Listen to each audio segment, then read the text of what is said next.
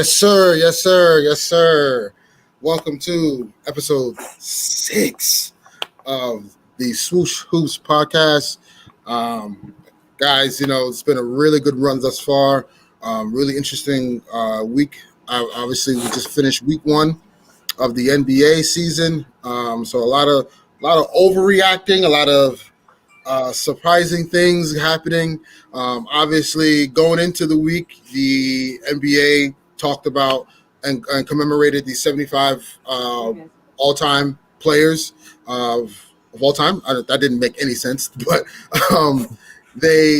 we know what you mean. The people know what you mean. Y'all know what I mean. I'm sorry, it's been a long day, guys. The NBA's 75th year anniversary team. Right. Yep. So we have the all-time 75th team. A lot of disagreements, a lot of agreements there, a lot of surprises, a lot of disappointments, a lot of questions, right, behind that.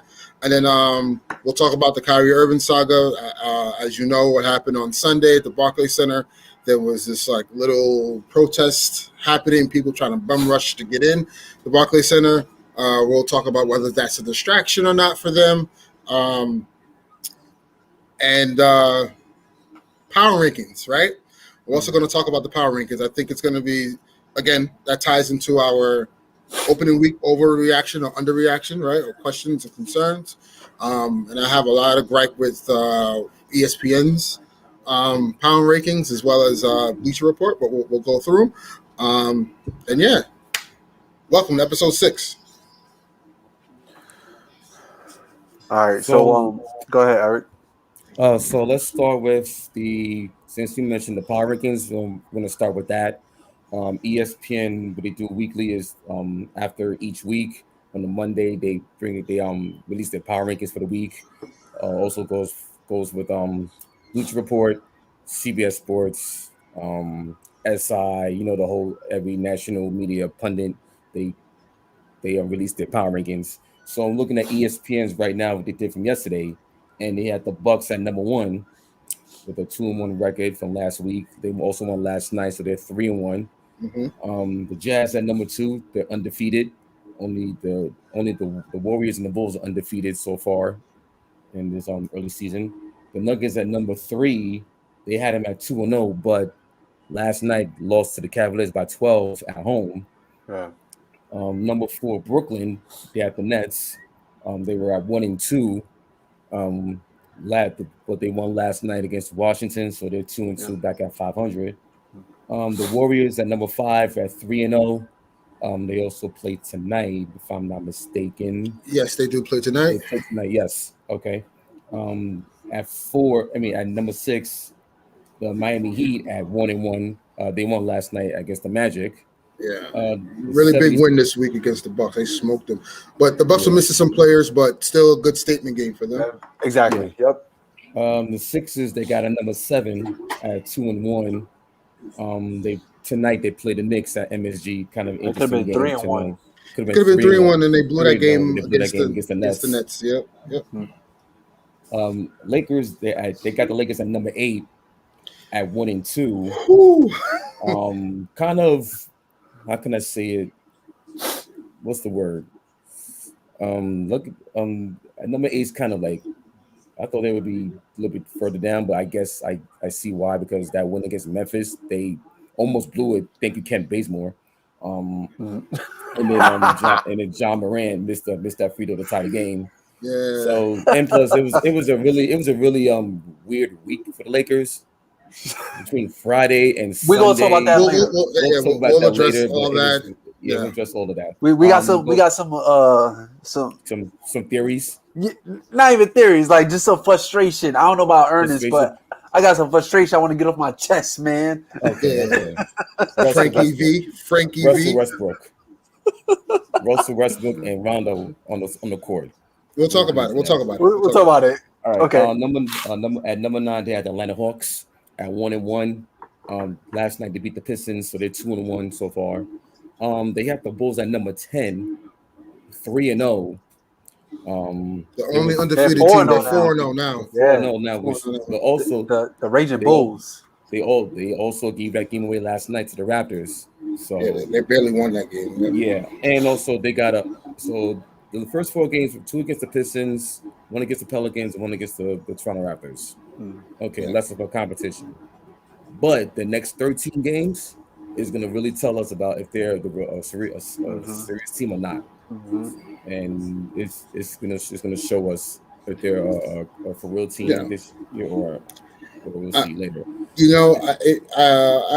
One of my friends, he commented on the power rankings, and he was just like, "Oh, it's a joke that they have the Lakers higher on that list than they have the Bulls, because obviously the Bulls are the only undefeated team in the league right now."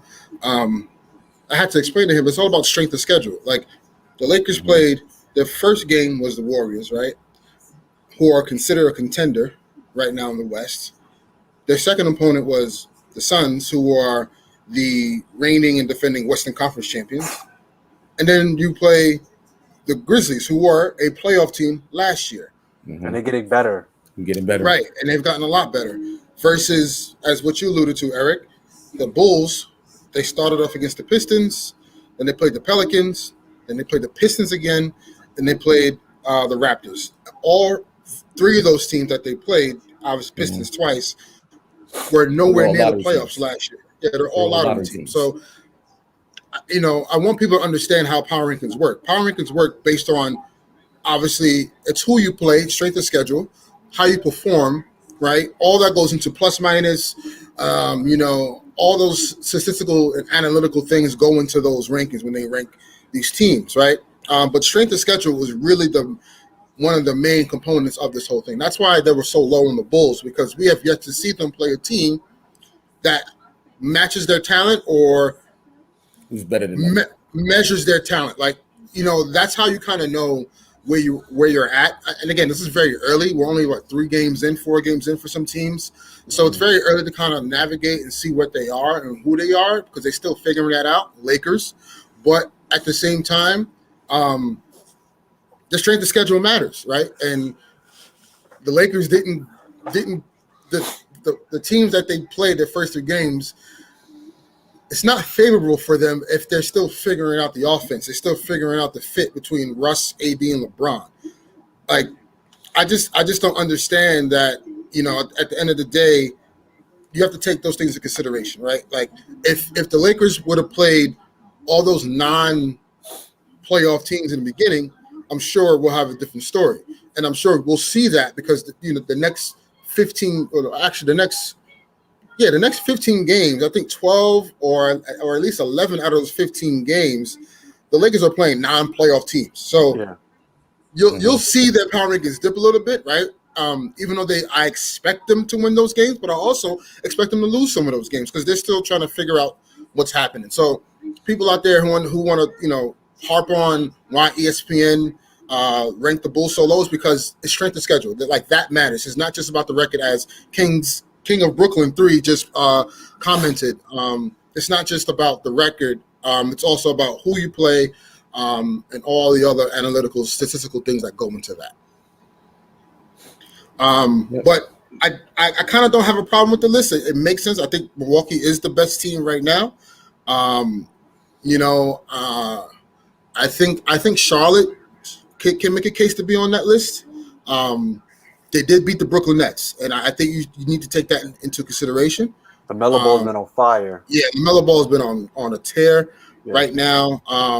So, I think the Charlotte Hornets deserve some respect in that regard. But other than that, I think the list makes sense. It makes sense. I mean, if you want to push the Lakers, maybe down to 9th, whatever, that's fine. But, at the end of the day, I think the 10 – I expected us to be lower. Solid. Yeah, exactly. I still think the 10 is solid, though. All right, so I'm going to continue the ESPN rankings. At number 11, the Knicks. At 2-1, they had a ugly loss on Sunday. Yeah, I don't understand. They should have. You blew out the Magic. So I was at the game Sunday. Mm-hmm. They had a double-digit lead a couple of times before, but they let the Magic back in the game. And fourth quarter, Knicks had a 6-point lead, and then Terrence Ross goes off. Knicks couldn't make shots. Magic go on a 12-0 run, and basically that was the game right there. And then the Knicks were caught from catch from behind, and then they were missing shots left and right. They went cold from three in the fourth quarter, and they couldn't, and they missed 8 free throws the whole game, and they lost by 6. It's something about Cole Anthony playing at the Garden. Yeah, it was like, wait a minute, I didn't know that Cole Anthony could shoot at MSG. Like, wait a minute, and then you had Terrence Ross cooking them again. So anyway, just so like his dad. I mean, Greg Anthony put up numbers in the Garden too. So yeah, but not as much as Cole Anthony did. Yeah, I think here's the when I we should also talk about the teams in the top 10, but we're on this subject now. This was my concern with the Knicks, and again, it's super early. So again, this is a early reaction to everything, guys. This is not like what I think for the season going forward, right? But it's just these are the concerns I have for the Knicks in this regard. When it comes to Tibbs' system and really playing his guys for all those extended amount of minutes, does that flame run out to close games? The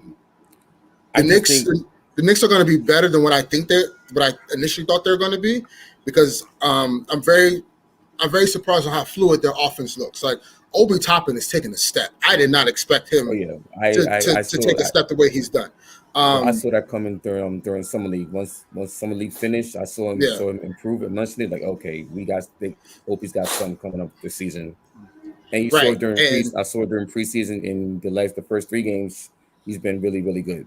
Mm-hmm. Yeah, and so I'm very surprised and impressed on how the offense looks fluid. I really thought it'll be a fit issue a little bit between Kemba Walker, he needs the ball, right? He's not saying he's a ball hog or chuck, nothing like that, but he's not a pass first point guard. He's a score first point guard. And then you have Julius Randle, who's a score first forward. He's really he's a point forward kind of, but his mentality is get buckets. So, and Evan Fournier, my God, has been on fire. So the fit is looking really well, and kudos to Tibbs for making that thing work, man, for real. Because it looks fluid. I'm just concerned with how much he's going to push them and those close games, because these games you're supposed to win. Like the Knicks are clearly better than the Magic. You're supposed to win these games. The same way the Bulls beat those teams, and with the Pistons and the Raptors and those guys, I think the Knicks have to do the same to stay afloat. Mm-hmm. My thinking was Sunday. It was just a cold shooting night in the fourth quarter, because they had the game. They were leading most of the game. So, but what I'm saying is, it was a cold shooting night in the fourth quarter alone. But what I'm saying is, you're leading the whole game, right? Yeah, but I do agree with that. You gotta close it out. If you want to be one of those top contenders in the East, you got to beat those teams, right? Exactly. Also take into consideration, Kemba Walker played 36 minutes in the first game. His next 2 games, he only played 22 minutes and 19 minutes. Derrick Rose has been closing the games lately in the fourth quarter. It's a trust issue. It's not even a trust issue. Kimba, it's the defense. It's Kemba's defense, the perimeter defense. But this is what I was saying. And also, Derrick Rose is Tibbs trusts Derrick Rose more in the fourth quarter than Kemba Walker. Right. But as time goes through later in the season, Kemba's gonna get his feet wet, and then he's gonna make sure that they even out the minutes. And also, I believe, and also I think the noise that you've been hearing that Julius Randle's last year was a fluke. He's averaging 28 and 11. Well, no, it's not about Julius Randle. Randle, I don't believe he's a fluke. Like Julius Randle was good even on the Lakers. I saw potential there. You saw, you saw him. So right. So my issue with the Knicks roster is that is the philosophy going to coincide with their bodies, and this is what I'm talking about with Kemba. Kemba Walker has never been a great defender, and this is why Tibbs is like, I cannot have this guy on the floor in crunch time because he gets picked on. They hunt him on defense all the time. So my thing is that now you're losing a little bit of offensive ability by subbing in Derrick Rose for Kemba Walker, who can do more than Derrick Rose at this point of their careers. He's just a better scorer than Derrick Rose. And I do agree it's the trust factor, but at the same time, is that what is Kimba? Is this going to last? And is this? Do they need to make a trade down the line somewhere to get more defensive minded guard to help out? Or I don't know. I don't know what that looks like. But I always said Kimba Walker has never been a great defender, and he's going to it's going to hurt them in the long run because I don't know. And again, it's not a knock on Kimba. It's just I don't know if his body can hold up to what Tibbs is asking of it. I don't know. But and also, again, those cold shooting nights, right? Like for instance, and I'll let you go. They were leading the whole game against Orlando. And yes, they went cold in the fourth quarter, but that defense shouldn't have let up. Like, if that's your identity, then you need to keep that going forward and rely on your defense to help you pull out those gritty games when your offense is going well. Your defense has to create the offense for you. So those are the issues I think may happen at times because, like, again, this offseason, you guys supplemented more offense for defense. Mm-hmm. So just my opinion. Also don't forget about the bench. It's not that every day's gonna be focused on Kemba and D Rose. You still got Burks, you still got Quickly. But do you trust Burks in crunch time? Do you trust Quickly in crunch time? That's a gamble, in my opinion. But my opinion, what I've seen, Quickly's gone up to a slow start. Burks, I trust more. So that's another player. That's another card that you have with Tibbs. So I think. What I've seen is he's got a little bit better with the stagger minutes, and shouts out to Paul McWhite. He quotes that. I think Tibbs is working on that. Yes, I've seen he's also working on that. He's gotten better with not staggering minutes. So it's still going to take time for those two, for Fournier and Kemba, to get into the Tibbs system. I got full confidence that this team will figure out during the season how the rotations will go. Also, they've been playing Jericho Sims from time to time. I like Jericho Sims. He's athletic, young forward. He's gonna make some noise. He's like he'll have a lot of plays this year that's gonna just blow the roof off the Garden. Like, oh yeah. He's gonna the dunks and the alleys and just the athleticism. Like I would like to see a little bit more of him on the floor. Especially because since Mitchell Robinson, every time I see him on the floor.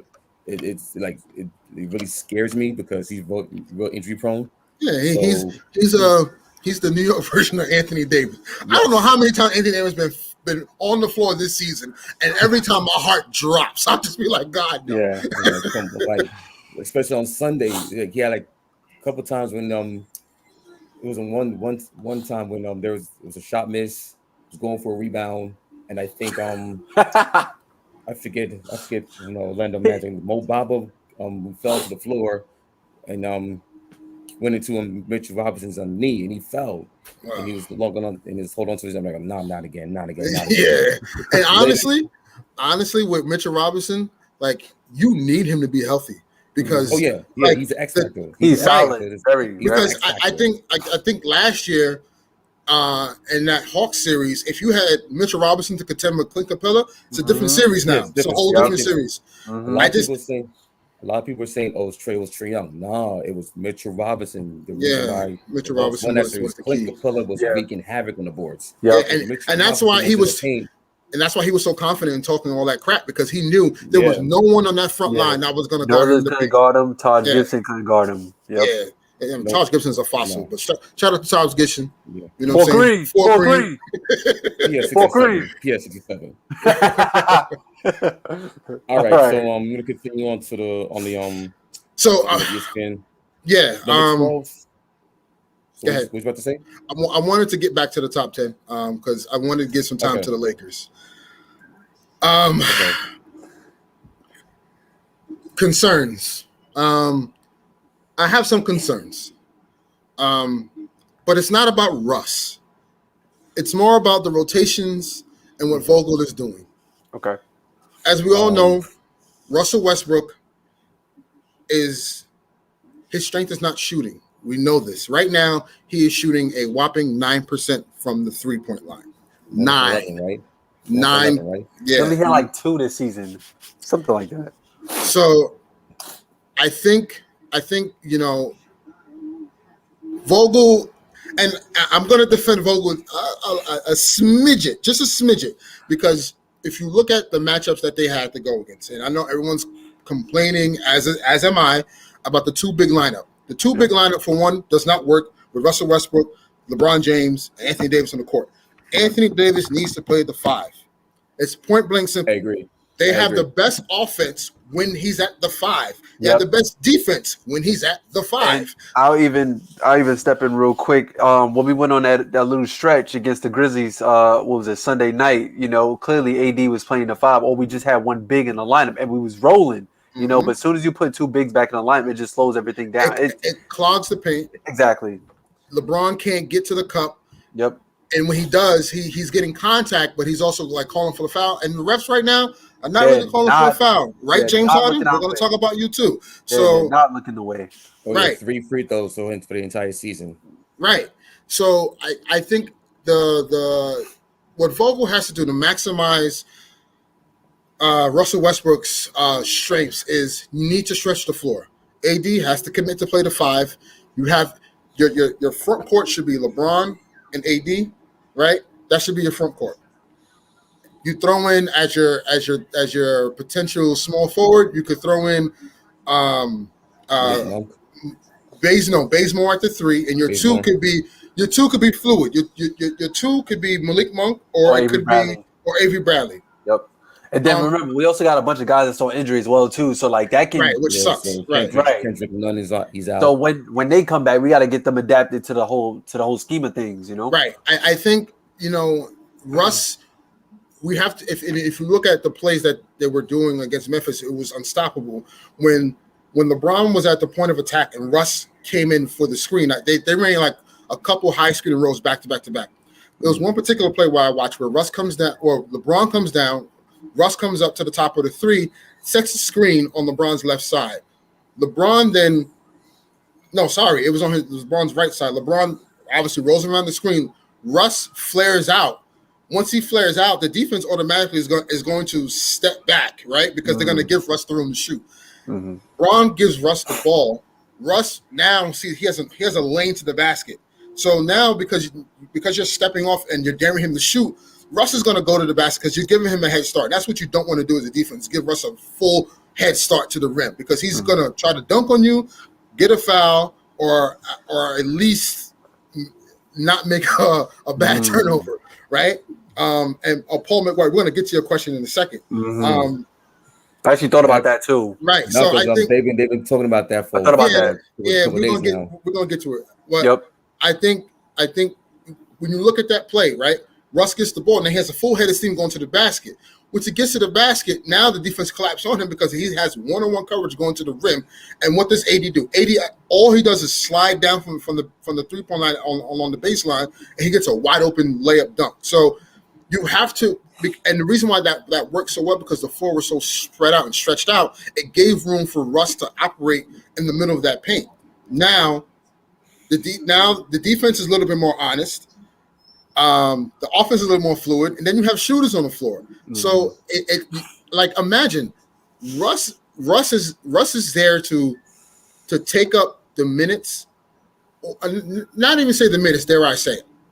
He is there to take up the punishment that LeBron James and Anthony Davis gets when they go to the paint. Exactly. Right? Because what's going to happen is Russ is going to. The reason why they keep saying Russ do you is because they want Russ to get to the cup and get fouled. So at that point now, if the other team is in a penalty, now LeBron and AD could go to work and go to the paint because they're going to get touched every time they go to the rim. Yep. So Vogel has to understand that the 2 big lineup does not work. You can't do that.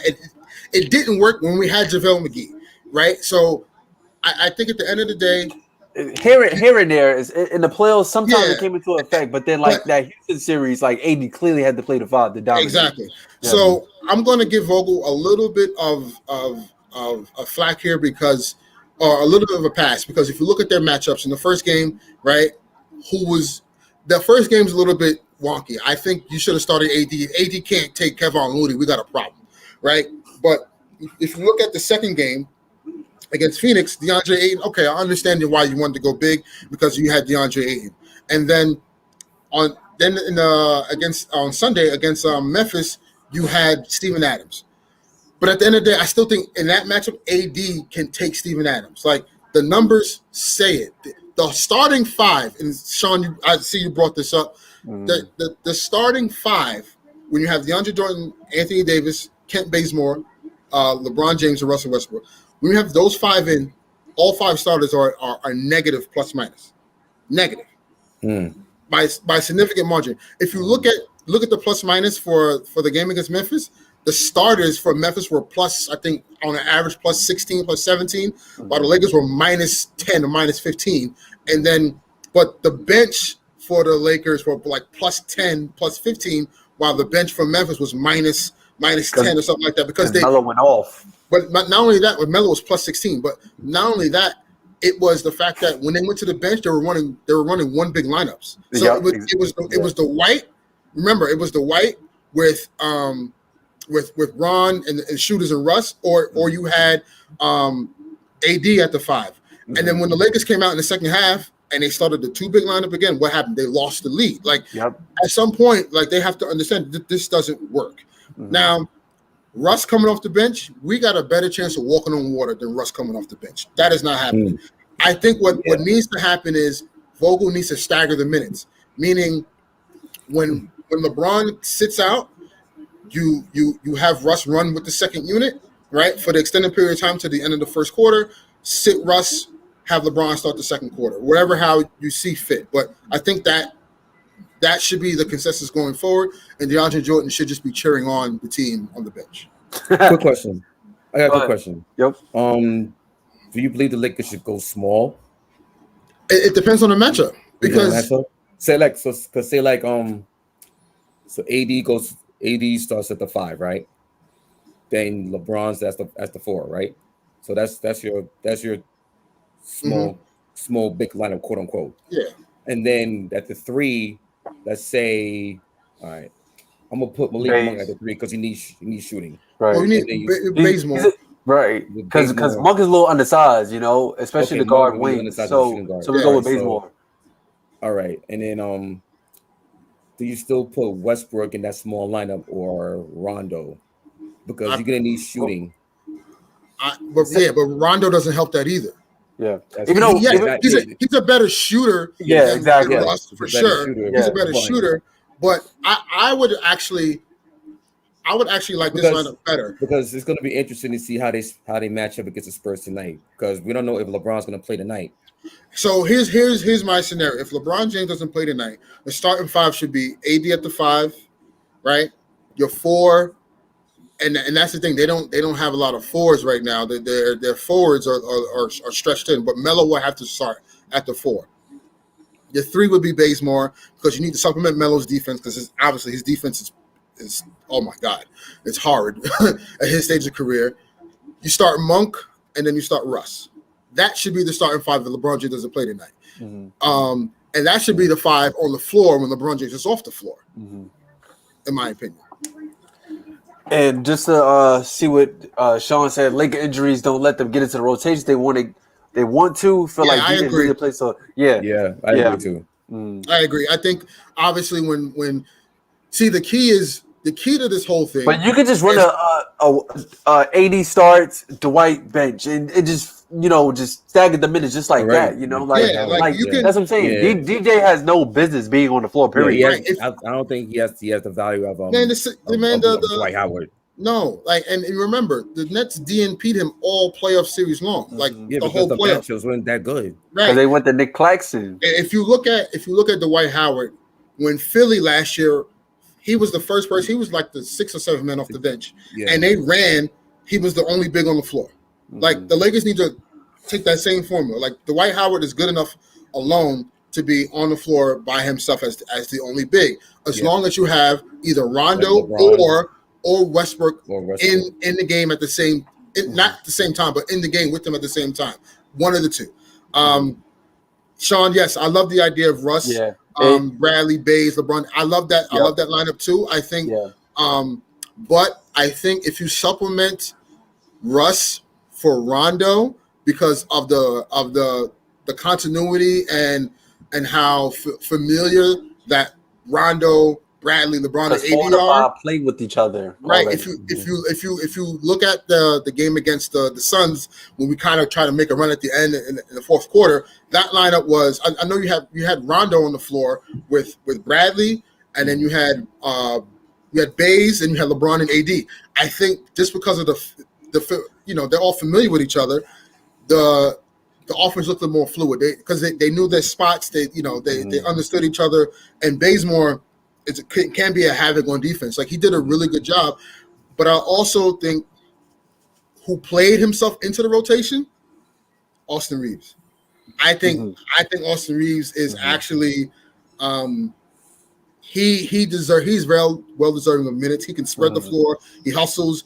Again, a lot of people He's gonna do the little things, you know. Yeah, a lot of people say he reminds everyone with of Caruso, whatever the case is. I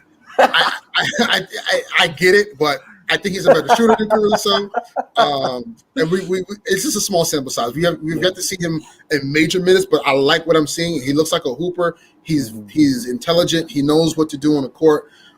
He has a feel for the game. He's very savvy. So I like Austin Reeves. I know he's a rookie, but I like him more integrated into the lineup. It's going to be tough though when Ariza, THT, and Nunn and Ellington get back, because now the Lakers have to figure out guard play. I think they're a little over on guards, and they need to maybe. And again, I'm not saying that this won't work, but maybe you look down the line to make a trade, package some of these guards to get a forward. Just to supplement some of the minutes for LeBron. You don't want to have Melo on the floor for too long because his defense will show, and that'll hurt. So again, I'm not overreacting to the Lakers. I think it's going to take time. Like these are going to be growing pains. It definitely shows that they didn't take the preseason seriously, which is kind of upsetting. But at the end of the day, I'm going to trust LeBron James to figure it out. And history shows that Russell Westbrook is 10 times better than he was in the second half of the season than he is in the first half. So we'll have to see. Look at last year with Washington. Yeah, exactly. I'm gonna just say that everybody was talking about the whole situation that occurred during the Suns game. When Dwight and AD put hands on each other, and just everything that went down that game just made me think like, all right, are these guys heads really into the game? Because there was just so much that happened. Rondo got into it with a fan. Dwight and AD was barking at each other. But I think the refs had it. The refs took the game out of them, so they let that affect them, and then it was just the frustration built on top of getting your ass whooped at home. Right, so. and then also again, when you're frustrated just about anything, like especially something that you call a passion or career, it definitely shows that all right, that good things are to come. Like, all right, we're gonna work towards this. You know what I mean? I actually liked it because it's like they gave a damn. I'm like, okay. Exactly. And it wasn't arguing about no silly stuff. It was actually about rotation coverages and because it was a screener, right? It was a screener role where the White completely missed the assignment, and I believe DeAndre ain't got a wide open layup. So it was these things that happened. Yeah, it sucked. It happened live on TV for everyone to see. But this stuff goes on in practice all the time. So everyone's making a big deal of it because it's the Lakers and it's LeBron James's team. It's a national televised game. And the Lakers are down 30, and we get it. But it's a lot. A lot of it has to do with they're literally still in training camps as preseason mode. And I'm not gonna really judge them until All-Star break. I need to see what that looks like then. All right, so we finished with that Lakers soliloquy. I know we went way deep into that. So we're gonna. I feel better. All right, so you need to get that off your chest in your first 3 games. Feel better. See what's going on. See how they respond against the Spurs. Yeah, and one last thing too before we move on to the next segment. The Lakers are in the first 3 games. They got out rebounded every single game running a 2 big lineup. Doesn't make any sense. Exactly. It doesn't make any sense. That's crazy. I'm stunned. It doesn't. I'm just confused. You have AD, Dwight or DJ, and Russ and LeBron who rebound the ball consistently for their careers, and they get out rebounded when you run 2 bigs. And you want to know what's funny? We got rebounded by Balitia on Yeah. opening night. So he had 11 boards, which is crazy. But continue, carry on. Yeah, All right, carry on. so Shout we're out gonna to Kendrick carry. Perkins. All right, so we're gonna carry on from the frustration of the Lakers. So, quick update: LeBron is out for tonight's game against the Spurs. Just got word from Bleacher Report. That's fine. It's a back-to-back It's a because back-to-back. they play the Yeah. Thunder tomorrow. Mhm. He could sit out tonight and tomorrow for all I care. Mhm. Again, it's early. Plus, I think this is actually good because now Russ wanna could be rush Russ. Exactly. I want to see Russ now run the offense without LeBron. And get that And- confidence on his belt too. Yeah, and I think this is a perfect way for them to see what the staggered minutes look like. Yeah. So I like it. All right, so LeBron will be out. We'll see how Frank Vogel stack is the lineup for tonight, and we'll see how that goes. I'll be watching for sure. We'll be watching on League Pass. So on ESPN, they got the Phoenix Suns as number 12. Last time I saw them, they got blitzed by the Blazers by 30, and then the Blazers got blitzed by the Clippers last night. Which is Funny how that goes. Dame Yeah, I don't know. is having some terrible shooting numbers so far. yeah, man. He's shooting 17%, I believe, Yeah. from three It's right now, ugly. which Yeah. is Ugly. It's yikes. ugly. He was 0 for 8 It was last ugly. night. Yeah, it was 0 for 8, which Yeah, is it was ugly. I don't know if he, and I would never question Dame's heart. But it's like, is he like playing his way out of Portland? I don't know, but like, damn. All right, so he's averaging 17 points per game, shooting 36% from the field, 18 to 50, 2 of 24 from 3, 8% Damn. from 3. So what's really going on? And Russell then Chauncey- Westbrook is shooting better than from the Dame three. Lillard. And mind you, Oh also, my he's God. not getting those calls. He's not getting those calls. Him, Yeah, a Steph, lot of- James yeah. Harden, they're not That's getting taken those to calls. a So- lot of effect for a lot of and players. plus the free throw shooting is down this year because Yeah. of the Nah, let him hoop, man. If you're a hooper, you gotta hoop. You gotta hoop, fight you through gotta that play. contact. You know what I'm saying? You gotta figure it out. Like, if you look at like, and this is why like LeBron is so.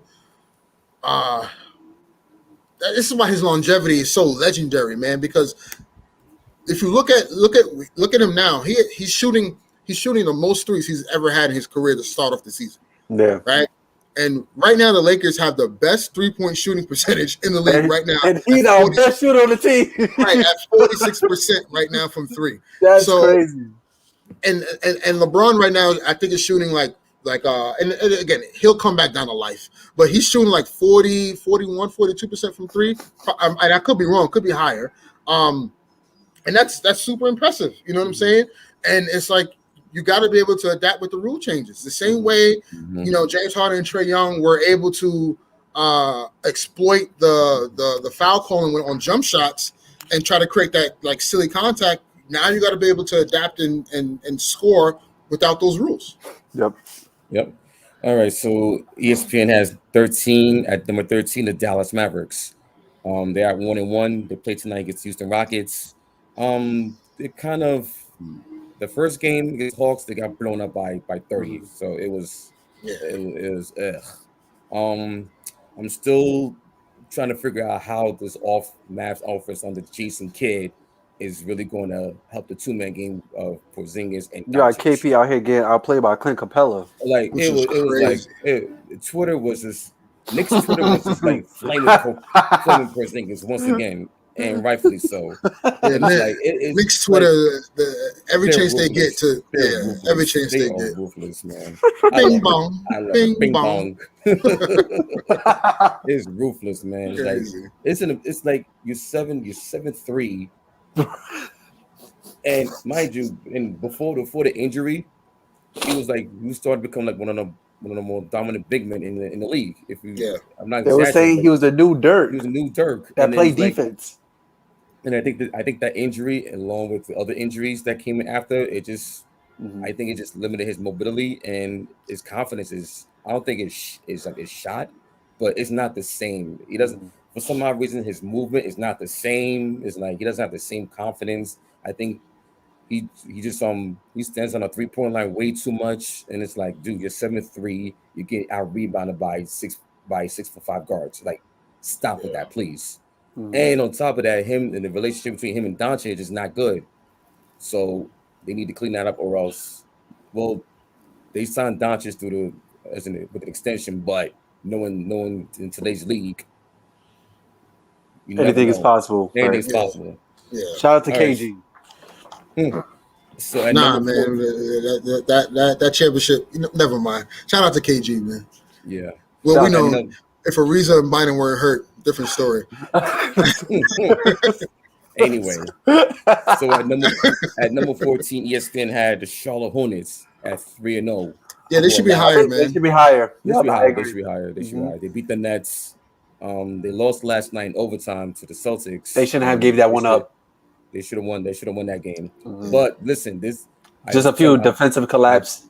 Yeah, I told people, like, this is the Charlotte Hornets team that last year Fun team to watch. They were they were fourth in the East, and Melo went down with a broken wrist, and Gordon Hayward went down with that injury, that leg injury. I'm telling you right now, this team is going to cause problems in the East. Yeah. They're like one of those teams that if you're a high seed, you do not want to see them in the first round. Because I think they're definitely good to be still at least 2 or 3 games in this series. And also you got the LaMelo Ball factor. Right. Do making football passes from 3/4 court and the alley-oops to Miles Bridges. I think with teams like Charlotte, Chicago, and it's crazy, both Ball brothers are on those teams. But Chicago and Charlotte are going to make you run. Yo, Josh, hold on, man. We're going to get to that. Come on. Come on. Josh, chill, Josh. Come on, Josh. We're going to get there, though. But Sean says Miami Heat, number 6, not high enough. He's a Heat fan, so there's a little bias in that. You beat Milwaukee, okay, but who else did you beat? Magic last night. Strength of schedule, Sean. That matters. So don't worry, they'll be up in the Eastern Conference standings. Yeah. Don't worry, it's still early. But yeah, Chicago and Charlotte, they're going to make a lot of teams run that don't want to run. And you're going to have to really keep up tempo with those teams.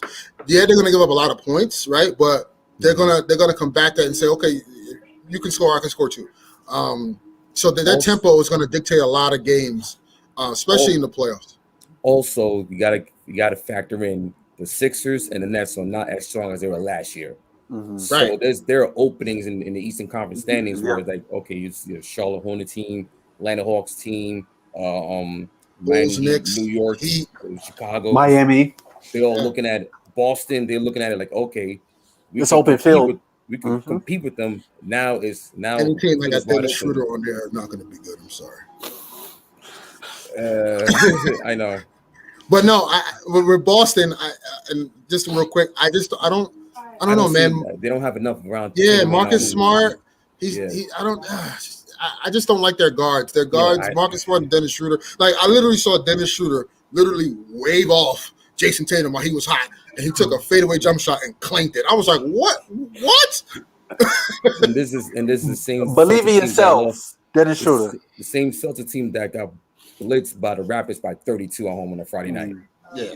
So they're gonna be one of those inconsistent teams that like. But Jaylen Brown is out to a hot start, man. Yeah, that guy improved drastically, man. Even though he was doing this last year, but just like everybody's starting to catch wind. Like, yo, Jaylen Brown is that dude. Yeah, he almost dropped a 50 burger last Wednesday at MSG. That was impressive. It was impressive. All right, so at 15, the ESPN ranked power rankings had the Grizzlies. They were at 2-1. They lost Sunday night. This is a very interesting team for me. Ja Morant's off to a hot start, 35 and 8. He feels comfortable. He's getting real comfortable. Yeah. They're gonna be one of the fun teams to watch. DeAnthony Melton. They drafted really well. Yeah, they drafted and remember, 3 years. Remember, Dylan Brooks didn't I was play. going to say that. Yep. That's right. So and he's Yeah. out, and he's still out. And at some cases, on some nights, he's their second best player. Yes. Mhm. You know what I'm saying? And remember last year's playoffs, they gave the Jazz fits. He's a dog. Yeah. He's a dog. Yeah. He's a dog. So Yeah. I think the Jazz, excuse me. I think the Grizzlies they're surprising me than what I thought. They might not be a playing team. You know, we'll see, but you know, because the West is so volatile. And we got to see what Portland is doing, because Portland could drop drastically if this doesn't get cleaned up. Yeah. Portland is like a playing team. It's looking ugly. I could see Portland. I could see Portland dropping out. Like seriously. Yep. They didn't do anything. But yeah, continue. Right. Eric. All right. So at number 16, they got the Washington Wizards. They lost last night, 2-1. Expected. Bradley Beal off to a good start. He was out with an injury. He was out injury, but I'm not impressed with the entire roster. I know what's his name? Rui Hachimura, he was out last night.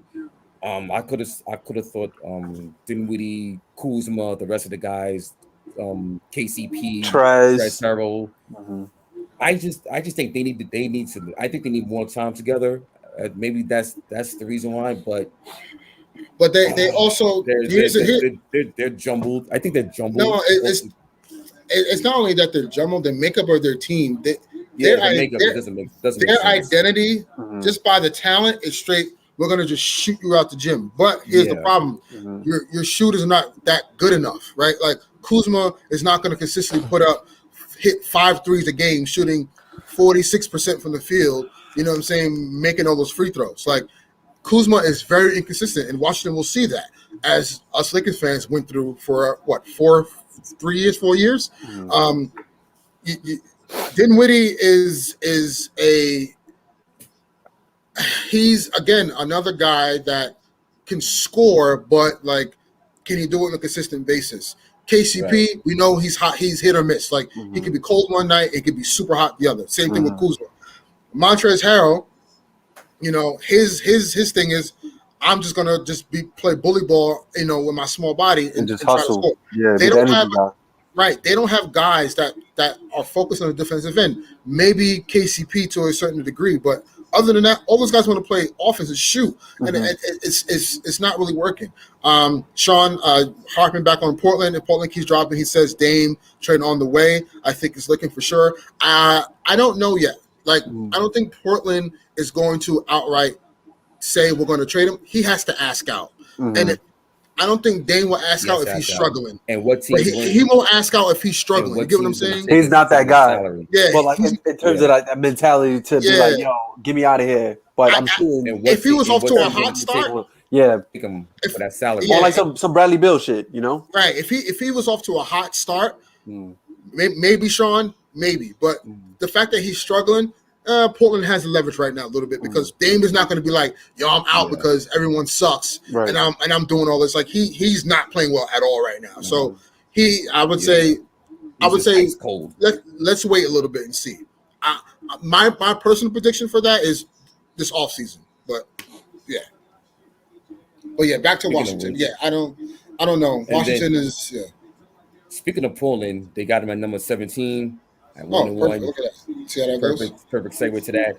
They got blown out last night at home by 30. There was a no-show. Terrible. Chauncey Billups just like rip into a new one with them. It's like, and rightfully so. It's like you're trying to establish a culture, and you gotta start winning these games. You know what I'm saying? So like I know it's the 3-game sample, but in the Western Conference, you cannot afford to fall back into like a deep hole and then expect to climb out of that hole back in January, February, March.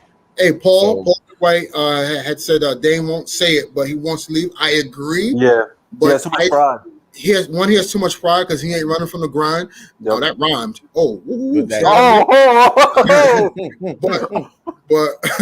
But I also, again, I'm going to hold my reservation. Dr. Seuss over here. I'm going to hold my reservation until the offseason.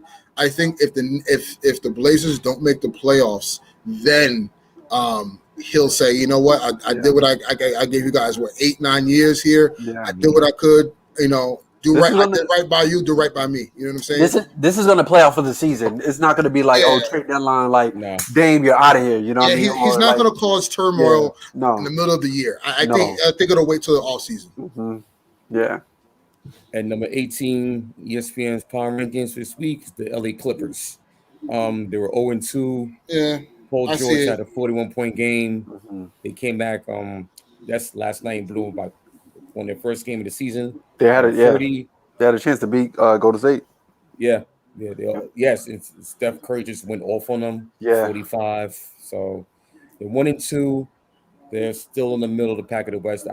I'm putting them in that same class as the Clippers and the Blazers. Mm-hmm. I think that's the ceiling for the Clippers. But the Clippers, honestly, man, I hate to say this. Jeez, the Clippers are better than what people are projecting them to be. Terrence Mann, Bledsoe looks good. I just Ty Lue is such a good coach, man. Like I think that's the X factor. Yeah, I think he separates. To me, he's the best coach in the league right now. I think people are underestimating the Clippers of where they're going to land. I had them as a playing team. They look better than a playing team to me. But again, we have to see. This is still early. But Paul George does look good. Terrence Mann looks like he's taking a leap. Mm-hmm. Bledsoe looks good in the offense. Reggie Jackson is continue where he left off in the playoffs. Marcus Morris is the one I think is going to digress a little bit, and they may need to make an in-season trade. But the Clippers, I hate to say it, but the Clippers are they'll be fine. And if Kawhi comes back healthy, oof. I can see Lakers, Clippers, Warriors, one of those three teams, or you can mix the Jazz and the Suns. Like that those five teams are the cream of the crop of the West. All right, so we're going to continue on. Number 19, you got the Boston Celtics at 1-2 this past week. They won last night and done the overtime game thriller at Charlotte. They're going to be one of those teams that will be middle of the pack in the East, in between the play-in and the 6th seed and the play-in 7, 8. Mm-hmm. I just think they don't have enough around Tatum and Jaylen Brown and Jason Tatum. Jaylen Brown, he just started. He's been on fire at the start of the season, and then Jason Tatum went up for 41 last night. So him and Jaylen had good numbers last night. Yeah. So it's just I think it's just everybody else. I think the season is going to come down to if those two guys ball out, then they should be fine. If they don't, then they need others to step up. If the others don't step up, then they're going to be an average to mediocre team at best. Yep. At number 20, the Minnesota Timberwolves. They were 2-0. Lost last night to the Pelicans at home. They're better than we put them in, but I still had them at the bottom fringe of that playing tournament team. But I can see them sneaking up a little bit. Karl Anthony Towns been balling, but also Anthony Edwards. He's that dude, man. He's that dude. He's gotten taller too. Yeah, remember they said he did. Yeah, he's gotten taller. He's gotten taller. So I expect him and Karl Anthony Towns to have a big season. Honestly. Yeah, I think so too. I think to me, they should get Ben Simmons. I think that would be a perfect spot for Ben Simmons. I think Ben Simmons with Anthony Edwards and Cat, I think is a formidable young up and coming team in the West that will make some noise in the coming future. I think so. And Sean, yes, I agree. The Celtics, that jersey last night is it was just one of the worst. Jerseys. They need to throw that in the trash. Go back to the original ones. Like, come on now. Throw it in the trash and have Kyrie step on it like he stepped on the logo. Because that jersey is disgusting, man. Jeez. Celtics. Oh, man. All right, sorry, Celtics fans. Sorry. All right, so at number 21, they had the Indiana Pacers. 1-2 last week. They lost last night to the Bucks. Still trying to figure out how their roster which can shape out. They still missing Karis LeVert and T.J. Warren. Let's see how those two will come back into the rotation, into the lineup. Moving on, number 22, the Toronto Raptors, 1-2. They lost last night. They almost came back and stole the game against the Bulls. Lost last night, so they're 1-3. Scotty Barnes, I think he'll be in the sleeper for rookie of the year. Yep, he's rookie of the year. Yeah, we didn't even mention him at all. That's how good this rookie class is. Mm-hmm. So I'm just gonna speed through the rest of the power rankings because we're coming up on game time. Number 23, Sacramento Kings are 1-2. Not much to say about the Kings. Yeah, not really much. Nothing there. Obviously, Marvin Bagley situation. Yeah, Marvin Bagley is gonna. Like I told you guys at the first episode, I said there's no way Marvin Bagley and Buddy Hield are on the team through the trade deadline. Mm-hmm. Those two guys will be gone. There will be a different team, whether they have Ben Simmons or whoever. But those guys, they will not be on that team. Well, Harrison Barnes is averaging 28 and 10 in his first 3 games. So yeah, he'll come back to life. He'll come back to earth. And number 24, like Game 7. Yeah. Yes. And number 24, the San Antonio Spurs, 1-2. The late night against the Lakers. I like that young core though. Yeah, Devin Vassell, Keldon Johnson. I'm gonna say this. I like to give hot takes, but Popovich, it's time to hang it up, buddy. Oh, they're ready to. By the way, they're already preparing him to leave. Yep, it's time to give Becky Hammond that job. Yeah, give Becky Hammond that job. Or Teresa Witherspoon, whoever. I think one of those two ladies should be the next head coach. But yeah, it's Pop. You had a great run, man. Legendary career, legendary coach. Gave me fits and frustration, but it's time for Pop. Okay. So at number 25, Cleveland Cavaliers at 1-2. They won Laurie last Marketing. night at Denver. Yeah, Laurie Marketing putting posters on people. Jared Allen, yo. Jared Allen.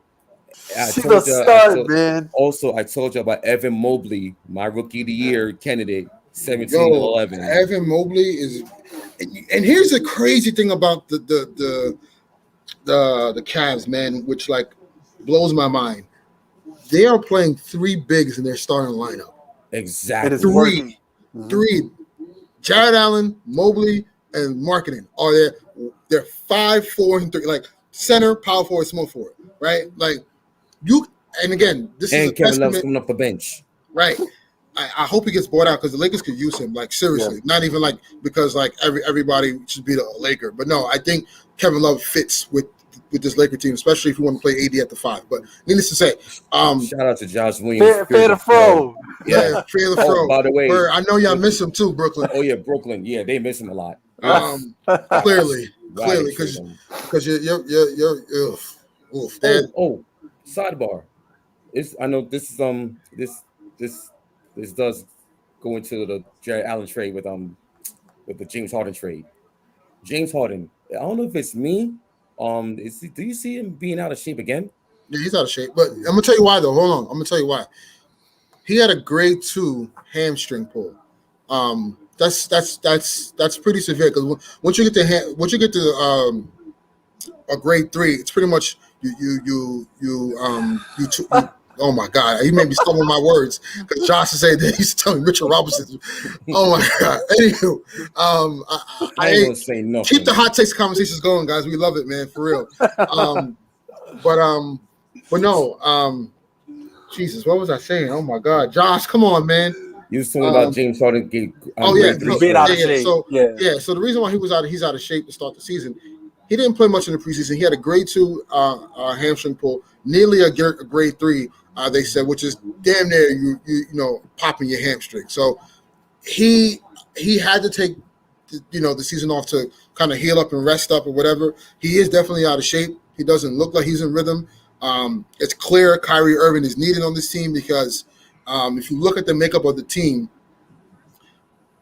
and everyone harps on how old the Lakers are. The Nets are old, guys. They're old. Nets are They're really old. They are up People there. forget and I've watched all 3 of their games. Paul Millsap could give you about a good 15 minutes, and that's about it. LaMarcus Aldridge, he gets picked on defense because he can't guard. He got slow feet. Yeah, he got slow feet. He can't guard the perimeter, and he can't guard athletic bigs. Yeah. This is why I said in our, I believe, 2nd or 3rd episode, this is why I said a matchup, if the Lakers and Nets were to meet in the finals without Kyrie Irving, even with Kyrie Irving, even with him, it's more of a difficult matchup for the Nets because they don't have any bigs to bang on the boards with the Lakers. And 2, they don't have an answer for Anthony Davis. And 3, there's no bigs on that team that can stop the screen Russ. roll. Right, that can stop Russ from getting to the basket. Like that's always been an Achilles heel for Brooklyn. And they're also all in on offense and they want to outshoot you, but on the other side of the ball, they're mediocre. And they need to figure out if Kyrie's not going to come back, how are they going to supplement the scoring? I think they should supplement it with defense and try to get some good defensive forwards because it's looking bad for them right now. Also, they only got one playmaker, is James Harden. Kevin Durant is not a playmaker; he's more of a scorer. But Kevin Durant can be a playmaker. He can. If you ask him to, he will. He can do it. He can do it. But he's not the consistent playmaker that James Harden is. I think what they need to do is just say, you know what, F it. Like KD score, James Harden score. Like just start do what you do, right? Mm-hmm. Do what you do best, and then everything else will fall to line. Yeah, exactly. Yep. Yeah. All right. Okay. So we're gonna continue on with the power rankings. At number 26, they have the Houston Rockets. They were 1-2 last week. Jalen Green, I told y'all. Jalen Green. He's going to catch a couple of pulses this season. I told y'all. Remember, he's also a top candidate for Rookie of the Year. He hit 5 threes the other night, the most for a rookie. Had 30 points. Like, listen, man, I'm telling you, Jalen Green is going to be a problem, man, in the years to come. Yep. Right? So but he was also around like NBA comp. He played in the G League last year as well. Right. Yeah. So he got his feet wet a little bit, so he knows. Yeah. I just think that they just need to go. The Houston Rockets just need to stay on that path, rebuild around their young roster. Jalen Green, Kevin Porter Jr. and Christian Wood, Kevin Martin Jr. Kevin Martin Jr. So Jason Tate too. Yeah, Jason Tate. So just keep rebuilding around that group and then grow from there. So I think you're gonna add another talent in the lottery, and let's see what they do from there. Number 27, the New Orleans Pelicans. They were 0-3 last week. They won the game last night against the Timberwolves. I just want to say this about the Pelicans. We can move on because I told you I don't know what the hell that they're doing. Zion clearly does not want to be there. Zion came into camp overweight for a reason. Like, I don't understand. Like, people like he doesn't. They're not a good franchise, man. They're not. They're a poverty franchise, a poverty front office. Like, and by the way, not a lot of slander goes out to David Griffin. Yeah, because remember, I remember all of you guys, every single one of you fans out there who said, "Oh, the Lakers got fleeced. They gave up so much to get Anthony Davis. We got a championship out of that. What did they get? They wound up giving up Lonzo Ball for a bag of chips. Guard. They gave him up for a bag of chips and a cheese doodle. And they got Devontae Graham back. And now you got Brandon Ingram and Alcatraz by himself trying to escape hell. Like, come on, man. This is crazy. This is crazy. And Brandon Ingram doesn't deserve this. With a new coach. Yeah. With a new coach. Willie Green. Willie Green is good, but you give him this? Come on, man. And this is what I don't understand about with the coaching circuit, because like, and again, I'm not trying to make this a race thing. I'm not trying to at all. But like, Steve Nash gets to coach Kyrie Irving and all these guys, Kevin Durant and James Harden. But like, Willie Green gets this. He gets Brandon Ingram and a bunch of G leaguers, right? Yeah. And then if you look, coach's name from Houston, Jesus. Steven Silas. Yeah, Steven Silas, right? Mm. He gets there. Russ wants out. James Harden wants out. PJ Tucker wants out. We definitely cast a drift. It's just like come on, man. Like, give black coaches an opportunity to get some really good teams to coach and really prove themselves. Like, shout out to Nate McMillan, because he They threw him under the bus in Indiana, and he was like, "All right, bet. Look what I'll do with some talent, some actual talent." And he gets all the way to the Eastern Conference Finals. Yeah. Like, let's give these guys some respect. And yes, Joshua David Griffin is an overrated GM, and I take that to the bank every single day. Mm-hmm. All right. So also at number 28, the Orlando Magic. They were 1-2 last week. Hold on, Sean. I know what you said. David Griffin hasn't been what he was in Cleveland, but guess who was in Cleveland? LeBron. You can answer that. There you go. All right. So at number 28, the Orlando Magic. They were 1-2 last week. They won Sunday at New York against the Knicks. Cole Anthony had a big game. Jalen Suggs is the real deal. I think they're gonna find a trade partner for Mo Bamba. Yeah, he was the Lakers had interest in him before the season started. They wanted they took an interest in him, but I think yes, they need to go New York. Go.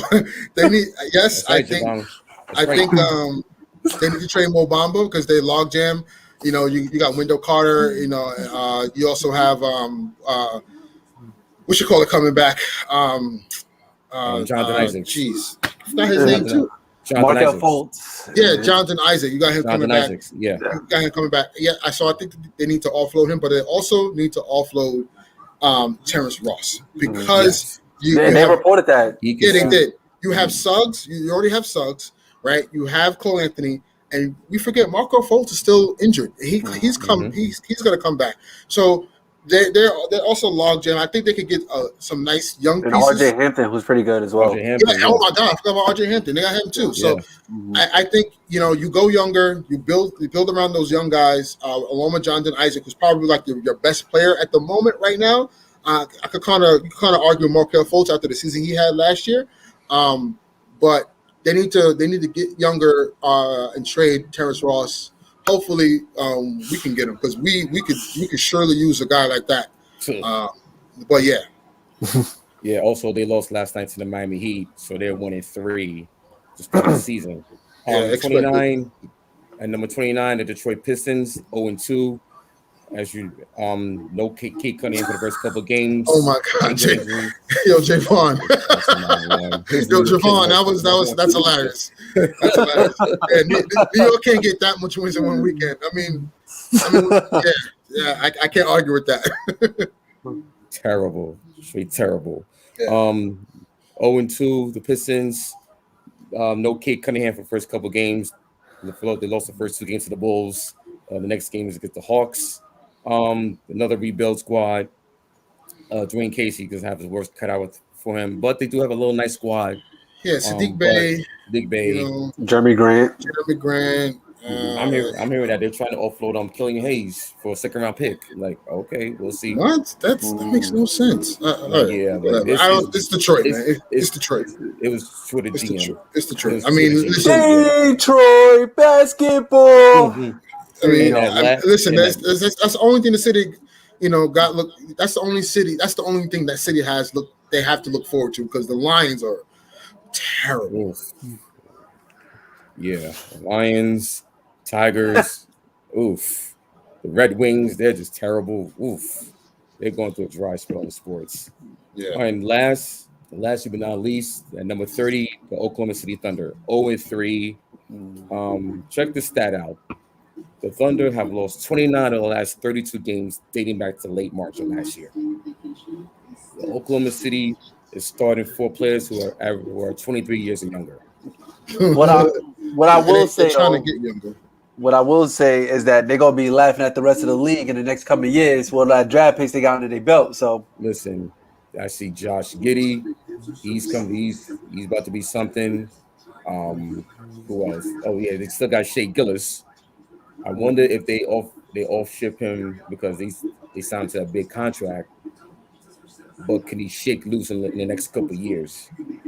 I don't know.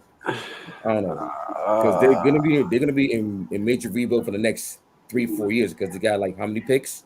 They got like 16, 17 draft picks. 17 draft picks. Yeah. In the next 5 years. Yep. So if I'm one of these top tier teams in the next couple of years looking to compete for the championship, I'm looking to add SGA And I still say it was a big mistake for the Clippers to trade him off. Yeah. Yeah, it was, but I mean, if you're getting Paul George. Yeah, at that time, yeah. If you're getting Paul George. It's the same thing with the LA and Pelicans trade, you know, like it was both parties had good assets, you know, but to get AD, who wouldn't pull that trigger, you know what I mean? So yeah, and it's you got to look at it like, because again, when I look at Lonzo now, I'm like, damn, like, you know, Lonzo would have been great for us right now. Or if I look at Brandon Ingram, I'm like, wow, if we had Brandon Ingram, that's a go-to guy. Left, but right, we had Julius Randle. Right, Julius Randle too. So I felt like we could have kept him. You have to pay the price, unfortunately. Like, yeah. So you know, you're not gonna be able to, you know, keep your young assets and then get a star on top. Like, it just doesn't. Imagine if the Clippers had SGA with Paul George and Kawhi.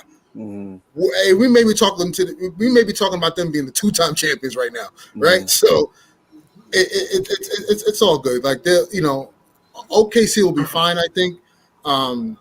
You know,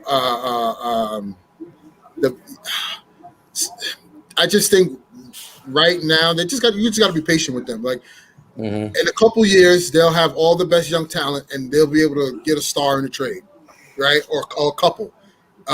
You know, I've read that they're targeting Colin Sexton in the offseason to pair him up with Shai Gilgeous-Alexander, which I actually like. I think you have that's two a good young, defensive backcourt. Yeah, two young bulls who really want to get after it. Dogs, yep. And you kind of set that up for, you know, I think they're going to try to get Iman, you know, the young kid that I think he's going to, I forgot what school. Monty Banks? Yeah, Monty Banks. Memphis. Going to Memphis. Yeah, he's going to Memphis. So, you know, I think they're trying to get in position to get him. Yeah, you know, Monty Banks. You add Monty Banks. Listen, OKC and Houston, look out. That might be a little nice rivalry coming up later down the line. Yeah. All right, so we got through the power rankings. Last segment before we head out, we're going to talk about the continuing saga of Kyrie Irving, Brooklyn Nets, the NBA, the NYC mandates. Sunday, there was a little protest outside Barclays right before the Nets home opener versus the Hornets. A lot of the anti-mandate people that came out. He's right. I was watching couple of videos.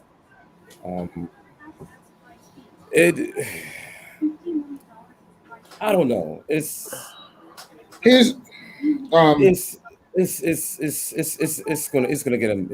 gonna be real messy before it gets better. So I just hope that they resolve it soon, because do you feel like it could be a distraction?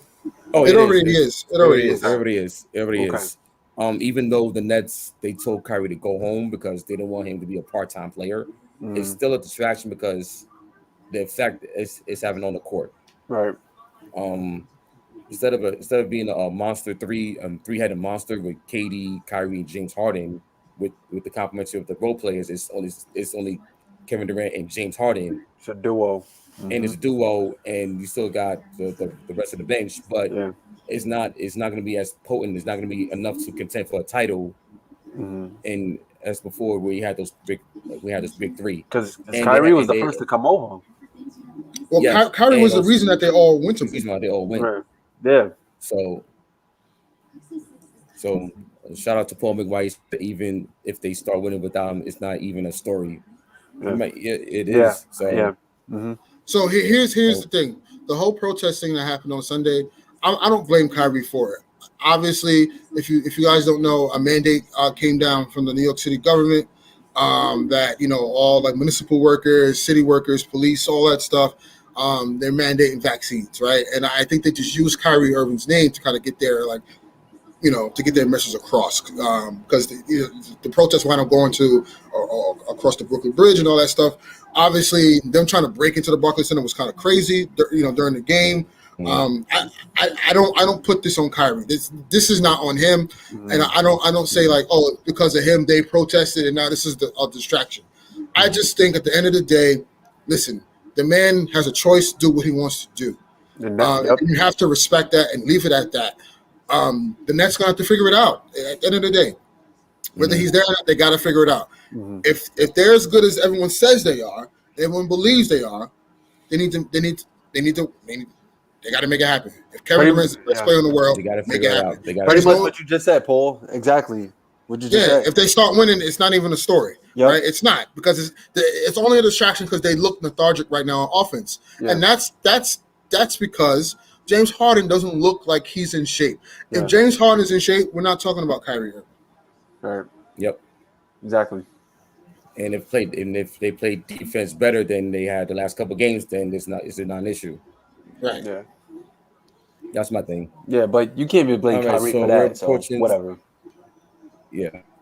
All right, so we're approaching game time. Knicks Sixers. We're approaching game time for most of these games. Lakers Spurs tonight on League Pass. Also, you got the Jazz and the Nuggets 10:30. Actually, at 10 o'clock. Also, you got a couple games on League Pass that just look up the schedule. So we got tonight. You got Sixers at Knicks. Who you guys got? I got the Knicks. I got the Knicks tonight. I got Knicks. Yeah, I got the Knicks as well. Warriors and Thunder. We already know what's going to happen in that game. Yep. Warriors. Rockets and Mavericks. I can see the Rockets winning that game though. I got Dallas on this one. I got Dallas too, but I won't be surprised if they lose. Lakers Spurs. I'm gonna go with the Lakers. Very, very close game. I'll tell you like this: if Frank Vogel comes out starting two bigs without LeBron James and Russell Westbrook in the starting lineup, if it's DeAndre Jordan and AD with Russ and whoever else, chalk it up as a loss tonight. No, chalk it up as a loss tonight. Chalk it up as a loss tonight, because at this point he's trolling. And then the last game of the night, Nuggets Jazz, part of the TNT doubleheader at 10 o'clock. I got Denver. I like Utah. I got Denver. I like Utah. Yeah. All right, so guys, thank you very much for tuning in to another episode of the True Shoes Podcast. We'll be back next week. We'll let you know the times and dates, what topics we'll be discussing. As you know, please hit that subscribe button, hit that like button, share, subscribe. Please let everyone know about this podcast. So please keep up the dialogue. If you want to comment on our opinions, please share it in the comments. On what takes we had. And if you want to add on to it, please do that. Yeah. We'll be back next week for episode number 7. My name is EricL. Ernest Armastradamus. We sign off. Yep. Stay well, stay healthy. Enjoy the week. Enjoy the game tonight. Definitely love the interaction, guys. Thank you. Yeah. Keep it up. Share, like, and subscribe. Appreciate that. It's really important to us. We really, like the interaction and feedback. We only want to get better, and obviously, we want to have you guys on the show. So the more participation, the more intrigue we'll have you guys. The more intrigue will be to have you guys on the show. Yep. All right. So we're signing off. Until next week. Peace, y'all. Peace. Peace. Peace.